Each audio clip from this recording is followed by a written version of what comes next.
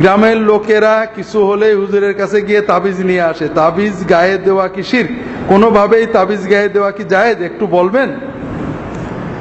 এই যে গ্রামের লোকেরা কিছু হলে হুজুরের কাছে তাবিজ নাই, এটা সবার জন্যই উপকার। তাবিজ কেউ তো ফ্রি নেয় না, ফ্রি নাই। কাজেই আপনারা জায়েজ হোক আর না জায়েজ হোক এই নিয়মটা চালু রাখবেন, আমাদের লাভ হবে। কিন্তু সুন্নত আপনাদেরকে অন্য জিনিস দেয়। তাবিজ কেন নেন? তাবিজ নেন বিপদ আপদের থেকে বাঁচার জন্য।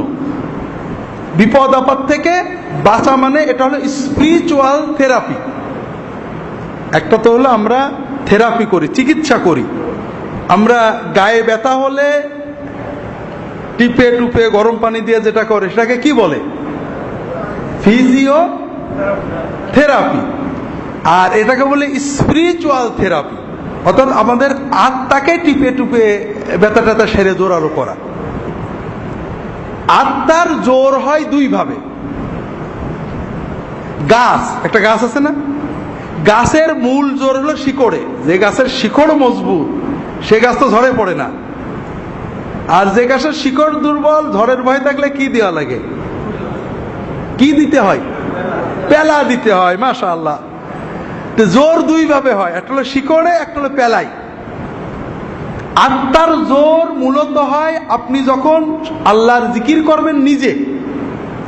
সকালে আপনি নামাজ পড়বেন, সকালের দোয়া সকালে পড়বেন, রাতের দোয়া রাতে পড়বেন। নবীজি যে দোয়া শিখিয়েছেন সেই দোয়ার জোর বেশি না আমরা যেটা বলি সেটা জোর বেশি? আপনি সকালে সন্ধ্যায় সুন্নত দোয়াগুলো জিকিরগুলো পড়বেন, আপনার শিকড়ে জোর এসে যাবে। আর যখন আপনার শিকড়ে জোর থাকবে না তখন আমরা ফু দেব, ফুর জোর পাবেন, অথবা তাবিজ দেব, তাবিজের জোর পাবেন। এখন আপনার জন্য সুন্নত বলে তুমি শিকড়ে জোর করো, আর আমরা বলবো না বাবা শিকড় দরকার নেই, আমরা পেলা দিই, শুধু টাকা দিবা। আপনার জন্য কোনটা সুবিধা? কোনটা সুবিধা হবে বলেন না?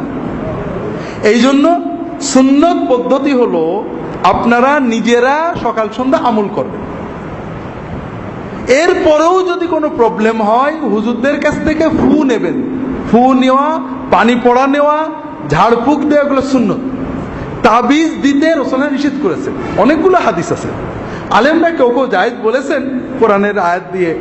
তবে সবসময় মনে রাখবেন রাসূলুল্লাহ সাল্লাল্লাহু আলাইহি ওয়াসাল্লাম যে নিয়ম আমাদের দিয়েছেন এর চেয়ে ভালো আর কিছু হতে পারে না। রাসূলুল্লাহ সাল্লাল্লাহু আলাইহি ওয়াসাল্লাম যখন যেটা দিয়েছেন এটা আমাদের জন্য কল্যাণকর। এই জন্য আমরা তাবিজ না নিয়ে, এবং আপনারা আমার কাছে একজন আসছে, আলহামদুলিল্লাহ ভালো মানুষ না হলে আসতেন না, আমার কাছে একজন আসছেন, বলেন যে হুজুর আমি তদবির করি। আসছে কোথায় আপনাকে বলি, এই এখানে ভাইরা আছেন সিরাজগঞ্জে, আমি এক জায়গায় মাহফিলে গেছিলাম, ওখানে বোধহয় তিনি আসছিলেন। বলেন যে হুজুর আমি তাবিজ করি।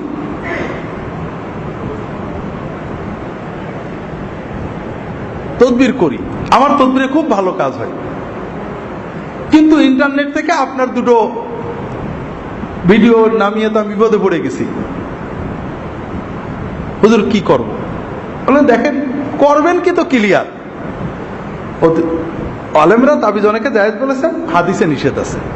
আপনি করলে ঘুরিয়ে ফেলে করবেন, বলেন না হুজুর আমি সুন্নত চাই। বলেন তাহলে পানি পড়া, তেল পড়া, ফু দিয়া এগুলো করবেন, তাবিজ দেবেন না।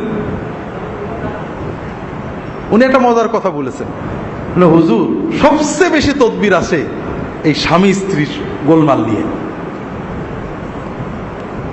কথা বোঝেননি? এগুলো বাস্তব কথা। সুন্নত কি বলে? সুন্নত মতো আমল করেন, সুন্নত মতো স্বামীর সাথে সম্পর্ক করেন, সুন্নত মতো স্ত্রীর সম্পর্ক করেন, সুন্নত মতো উভয়ের রাত্রে 2 রাকাত তাহাজ্জুদ পড়েন, স্বামী স্ত্রীর মিল থাকবে, তদবির লাগবে না। কিন্তু সেক্ষেত্রে আমাদের লস হয়ে যাবে, কারণ টাকা বেশি দেওয়া হয় কোন তদবিরে? এই স্বামী স্ত্রীর তদবিরে।